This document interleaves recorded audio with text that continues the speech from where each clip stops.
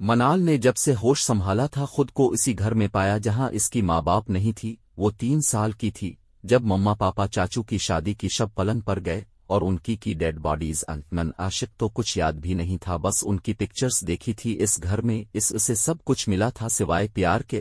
جب تک دادی زندہ تھیں تو چاچو اس سے حال چال پوچھنے لیا کرتے تھے، ان کے بعد تو شاید ان کو یاد بھی نہیں رہا ہوگا کہ ان کی ایک بھتیجی بھی ہے۔ اس گھر میں سب اپنی دنیا اور اپنی فیملی میں مگن تھے۔ منال کی بیسٹ فرینڈ انزلا سے سمجھتی تھی کہ اپنی آنکھیں کھلی رکھا کرے، اس دن بھی وہاں سے یہی سمجھا رہی تھی۔ دیکھو منال، یہ لوگ کبھی بھی تمہاری شادی کسی اچھی جگہ پر نہیں کریں گے، کیونکہ اگر اچھی جگہ پر کریں گے تو ان کو پراپرٹی میں تمہارا حصہ دینا پڑے گا، تو وہ ہرگز نہیں کریں گے۔ یہ سب کچھ تمہارے ماما پاپا کا ہی ہے۔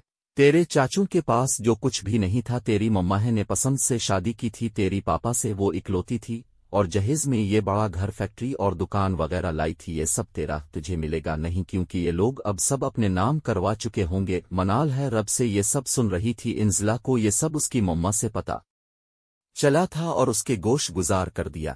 پھر میں کیا کر سکتی ہوں؟ وہ اس کی طرف سوالیہ نظروں سے دیکھتے ہوئے بولی، دیکھو تمہیں اب اپنے تایا کے بیٹے حیدر کو پٹنا ہے۔ انزلا نے کہا تو اچھل پڑی، کیا؟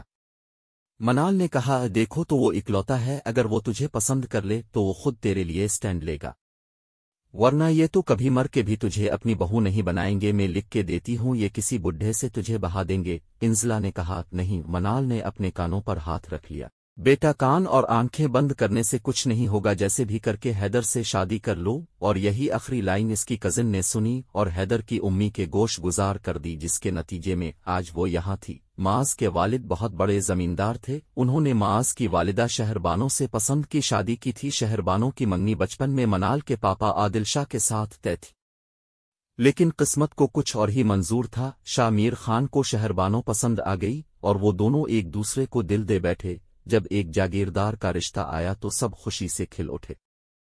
بچپن کی منگنی کسے یاد آنی تھی، چٹ منگنی پٹ بیاہ ہو گیا۔ ادھر عادل شاہ جو یونیورسٹی میں سائرہ سلطان کی زلفوں کا اسیر ہو گیا تھا، اس کی منگنی سے جان چھوٹنے پر خوش تھا۔ سائرہ کے پاپا نے بھی ایک شرط رکھی تھی کہ وہ گھر داماد ہوگا، یہ شرط بھی عادل شاہ نے قبول کر لی تھی۔ ان کی شادی کے چند ماہ بعد سائرہ کے پاپا فوت ہو گئے اور سائرہ کا کوئی میکا نہیں تھا، ماں باپ پہلے ہی چل بستے۔ سائرہ نے عادل شاہ سے کہا کہ ان کے بھائیوں کو بھی شہر بلا لے تاکہ سب بھائی ساتھ رہ سکیں، لیکن عادل شاہ اور سائرہ اتنی ہی عمر لکھوا کر لائے تھے۔ 3 سال کی منال کو چھوڑ کر خالق حقیقی سے جا ملے۔ حلیمہ خاتون معاذ کے ساتھ کراچی آئی تھی بیٹی ناز کے گھر، وہیں ان کی ملاقات ہاسپٹل میں منال کی چچی سے ہوئی۔ چچی نے حلیمہ خاتون کو دعوت دی اور معاذ کو اپنا نمبر اور ایڈریس بھی دیا تھا۔ حلیمہ وہاں گئی تو باتوں باتوں میں چچا نے ان سے منال کے رشتے کا ذکر کیا معاذ کے لیے۔ حلیمہ خاتون سوچ میں پڑ گئی۔ واپسی پر خالہ نے ناز باجی سے ذکر کیا تو وہ بولی، امی منال اسی عورت کی بیٹی ہے، معاذ اس سے شادی کیسے کر سکتا؟ اس سے جس کی ماں نے اس کی ماں کا حق مارا تھا۔ وہ حیرت سے پوچھ رہی تھی، ناز تمہیں گڑے مردے اکھاڑنے کی ضرورت نہیں ہے، میں خود منع کر دو گی۔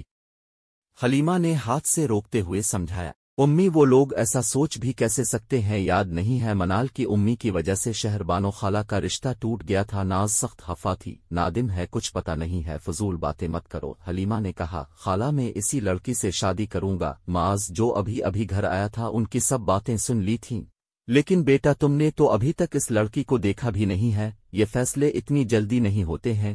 حلیمہ اسے سمجھاتے ہوئے بولی، نہیں خالہ، اب آج ہی جائیں اور ان سے نکاح کی تاریخ لے آئیں۔ معاذ کی بات پر حلیمہ سر پکڑ کے رہ گئیں اور ناز جو معاذ سے کافی بڑی تھی اس کے پیچھے گئیں تاکہ اسے سمجھا سکے، لیکن وہ الٹا ان پہ چڑھ دوڑا۔ ناز باجی اب مجھے سب بتائیں کیا ہوا تھا امی کے ساتھ، اور ناز نے جو ادھر ادھر سے سنا تھا سب معاذ کے گوش گزار کر دیا۔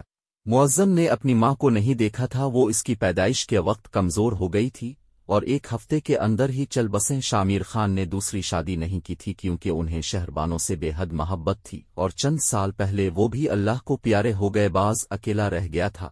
پھر حلیمہ خالہ کا گھر قریب تھا، وہ ہر طرح سے معاذ کا خیال رکھتی تھیں، اور جب وہ شادی کرنا چاہ رہا تھا تو حلیمہ بھی خوش ہو گئی تھیں کہ اب وہ اکیلا نہیں رہے گا، لیکن وہ بے خبر تھیں کہ ناز کی سنی سنائی باتوں کی وجہ سے معاذ کے دل میں منال کے خلاف اعلان جنگ ہو چکا تھا۔ پیچھے سے آتے معاذ نے منال کی ساری باتیں سن لی تھیں۔ اسے یوں اچانک آتا دیکھ کر منال کنفیوز بھی ہوئی اور شرمندہ بھی، یہ جن اچانک کہاں سے برآمد ہو گیا؟ منال کو دل ہی دل میں غصہ آیا۔ معاذ بنا کچھ کہے کمرے میں گھس گیا۔ سب کے جانے کے بعد دیر تک منال باہر ہی بیٹھی رہی۔ جو کچھ معاذ نے سن لیا تھا اس کے بعد منال میں ہمت نہیں ہو رہی تھی اس کا سامنا کرنے کی۔ سارا دن وہ اس سے نظریں چراتی رہی، پھر رات کو چھپر میں دونوں آگ جلا کر بیٹھے رہے، لیکن دونوں کے مابین ہمیشہ کی طرح خاموشی تھی۔ معاذ جو موبائل میں جھکا ہوا تھا تو سر ہی نہیں اٹھایا تھا، کب سے منال نے بھی موبائل اٹھا لیا۔ معاذ نے نیٹ چلانے کے لیے ڈیوائس رکھا ہوا تھا اور اس میں مہینے کا انٹرنیٹ کا پیکج کرواتا تھا۔ 4G کے سگنلز یہاں اچھے آتے تھے۔ منال سوچتی تھی کہ یہاں رہنے والوں نے رہنے کا سارا بندوبست کیا ہوا تھا، اسی لیے انہیں شہر جانے کو ضرورت محسوس نہیں ہوتی تھی۔ جو افورڈ کر سکتے تھے شہر میں رہنا وہ رہ رہے تھے، باقی بھی کچھ گھرانے ایسے تھے جو افورڈ کر سکتے تھے لیکن ان کو گاؤں سے ایسی انسیت تھی کہ وہ گاؤں میں رہنے کو ہی ترجیح دیتے تھے۔ جیسے کہ معاذ نے یہاں ہر سسٹم بنا رکھا تھا شہر جیسا، بجلی نہ ہونے کے باوجود رات کو سارا گھر سولر بلب سے روشن ہی رہتا تھا، پانی کا موٹر بھی سولر کا تھا، اسی بھی سولر کا، اور گھر اتنا خوبصورت تھا کہ سکون ملتا تھا۔ یہاں بیٹھ کر میں سونے جا رہا ہوں، تم بھی اندر آ جاؤ، رات دیر تک باہر نہ بیٹھا کرو، ویسے بھی دشمنیاں چل رہی ہیں گاؤں میں۔ معاذ روبدار انداز میں کہتا ہوا کمرے میں چلا گیا۔ رات کو چھپرے میں آگ جلو تو بہت اچھا محسوس ہوتا تھا، سردی بھی نہیں لگتی تھی اور مزہ بھی آتا تھا۔ منال دیر تک بیٹھنا چاہتی تھی لیکن معاذ نے حکم صادر کیا تو بس وہ مریل قدم اٹھاتے ہوئے کمرے تک آئی اور کمبل میں غروب ہو گئی، جیسے چاند بدلی میں چھپ جائے۔ معاذ نے لائٹ آف کی۔ تھوڑی میں بعد معاذ نے پکارا، منال۔ معاذ کی آواز سن کر منال کے کان کھڑے ہو گئے۔ یہ جن آج اتنے پیار سے کیوں پکار رہا ہے؟ منال کا دل زوروں سے دھڑکنے لگا۔ جی منال کی بمشکل جی ہی نکل پائی، میرے پاس آؤ، معاذ نے کہا تو کمبل میں چھپی منال کا دل اب کسی بے لگام گھوڑے کی مانند دوڑنے لگا تھا۔ کیوں منال نے کمبل سے منہ باہر نہیں نکالا تھا؟ پتہ نہیں آج اس جن کے کیا ارادے تھے۔ میں نے کہا میرے پاس آؤ، اب کو بار معاذ نے سختی سے کہا۔ میں نہیں آ سکتی، منال نے کمبل کے اندر سے آواز لگائی۔ 1 منٹ میں تم نہیں آئیں تو میں خود وہاں آ کر تک کو اٹھا کر لے آؤں گا یہاں، معاذ نے کہا تو منال ایک جھٹکے سے اٹھا۔ کمرے کی لائٹ آف تھی، ایک چھوٹا سا ٹارچ جل رہا تھا جس کی روشنی مدھم تھی۔ منال کے پاؤں کانپ رہے تھے، وہ معاذ کے سامنے آ کر کھڑی ہوئی۔ کوئی کام ہے؟ منال نے اپنی آگے آنے والی لٹوں کو کان کے پیچھے کرتے ہوئے پوچھا۔ ظاہر سی بات ہے کام ہے تو پاس بلایا ہے نا، معاذ نے کہا تو منال کو لگا اس کا دل پسلیاں توڑ کے باہر جائے گا۔ جی بولے، کیا کام ہے؟ منال نے کہا، اور پاس آؤ تو بتوں، معاذ نے کہا۔ منال تھوڑا اور بیڈ کے قریب ہوئی۔ جی بولے، منال نے شرماتے ہوئے کہا۔ میرے پاؤں دباؤ، معاذ نے کہا۔ کیا؟ منال کے سپنوں کا محل زمین بوس ہو گیا ایک دم سے۔ تو اور کیا کام ہوگا مجھے تم سے؟ سارا دن آج ڈیرے پر دوستوں کے ساتھ فٹ بال کا میچ کھیلا ہے اور پیر دکھ رہے ہیں، جب تک میں سو نہیں جاتا تو تک میرے پاؤں دباؤ، معاذ نے اپنی اندر کی ہنسی کو بمشکل کنٹرول کرتے ہوئے کہا۔ منال الو کی طرح کچھ دیر اسے دیکھتی رہی، پھر اس کے پاؤں کے قریب بیٹھ کر پاؤں دبانے لگی۔ آدھا نہیں پورا کمینہ ہے یہ شخص، اس کے پاؤں دباتی ہوئی منال نے دل نے اسے القابات سے نوازے۔ نیا بڑی آئی مڈیم محبت کا ڈھنڈورا پیٹنے والی، اب یہی سزا ہے اس کی، معاذ نے بھی دل میں کہا۔ منال اس کے پاؤں دباتے دباتے تھک گئی۔ مجال ہے جو سونے کے آثار ہی نمایاں ہوں اس جن کی شکل پر۔ منال کو اب رونا آ رہا تھا اور معاذ کو اس کی شکل دیکھ کر ہنسی۔ معاذ تو نہیں سویا،